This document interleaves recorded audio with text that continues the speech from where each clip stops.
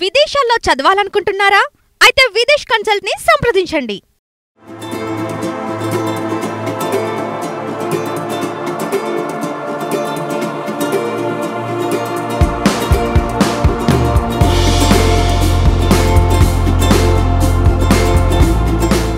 మహేష్ బాబు హీరోగా సుకుమార్ దర్శకత్వంలో రూపొంది 2014లో ప్రేక్షకుల ముందుకు వచ్చిన వన్ నేనొక్కడినే సినిమాతో సినీ రంగంలో అడుగుపెట్టిన ముద్దుగుమ్మ కృతి సనన్.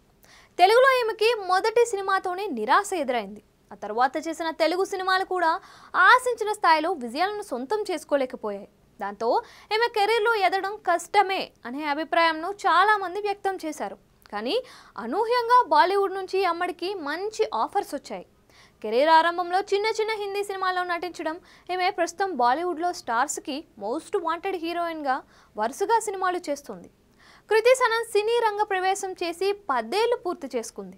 ఆ సందర్భంగా ఒక మీడియా చిట్చాట్లో ఆసక్తికర వ్యాఖ్యలు చేసింది. ముఖ్యంగా రిలేషన్షిప్ గురించి కృతి సనన్ మాట్లాడుతూ, ఏ రిలేషన్షిప్లో అయినా చిన్న చిన్న గొడవలు అనేవి చాలా సహజం. అయితే గొడవ జరిగినప్పుడు నా తప్పు ఉంటే నేను ముందు క్షమాపణ చెబుతాను, నా తప్పు లేనప్పుడు క్షమాపణలు చెప్పను.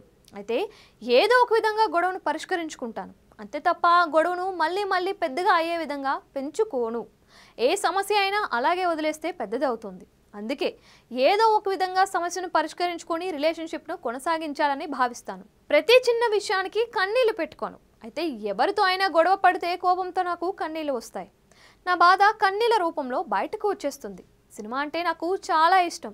సాధ్యమైనంత ఎక్కువ కాలం ఇండస్ట్రీలోనే కొనసాగుతాను, అవకాశాలు వచ్చేంత వరకు నటిస్తూనే ఉంటాను అంటూ చెప్పుకొచ్చింది. రిలేషన్షిప్ విషయంలో కొందరు క్లారిటీ లేకపోవడంతో విడిచిపోవడం, బ్రేకప్ అవ్వడం చూస్తూ ఉంటాం. ముఖ్యంగా చాలామంది భార్యాభర్తలు చిన్న చిన్న గొడవలకు విడాకులు తీసుకోవడం మనం చూస్తూ ఉంటాం. అలాంటి వారికి కృతి సనన్ చెప్పిన సారీ సలహా సరిగ్గా పనిచేస్తుంది. ఆమె తన రిలేషన్షిప్ను చక్కగా కొనసాగించుకోవడం కోసం చాలా క్లారిటీగా ఉందని అర్థమవుతుంది. సోషల్ మీడియాలో కృతి సనన్ రిలేషన్షిప్ గురించి చేసిన వ్యాఖ్యలు, ఆమె తన తప్పు ఉంటే క్షమాపణ చెప్పేందుకు సిద్ధం అంటూ చెప్పిన తీరుకు అంతా ఫిదా అవుతున్నారు.